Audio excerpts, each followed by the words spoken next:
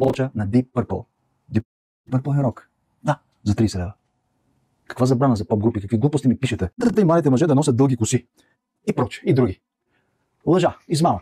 И случайно в същия раздел, на същия урок, съм сложил една моя снимка. Това е моя снимка от 1977 година. Тук аз съм с дълга коса, с очила лененки, пуша пура, пред мен има плоско шеше с Джони Локър, уиски, а краката ми се качени на масичката, където има тонче, статии на Айзенштайн, Сергей Айзенштайн. Голям, велик режисьор, историческа личност. Снимка от 77 година. Айде сега ми кажете как точно аз ще съчетая тази снимка с урока. Какво ще кажа на моя син Виж, баща ти? Как е изглеждал с дълга коса и с лененки през 77 година, когато било забранено да се носят дълги коси. Значи не е било забранено. И освен това с пура в ръка и в уста. С пура, представете ли си, каванска пура за 60 стотинки. Пури се научиха да пушат простаците по ревюдата през 90-те години, когато подражаваха на американски босове.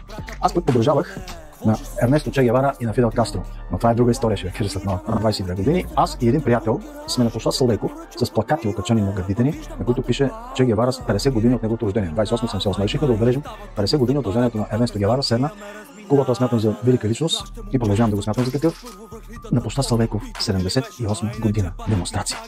Точно пред градския комитет на БКП. Това е сградата зад нас. Както виждате, моят приятел Стефан е с дълга коса и с брада.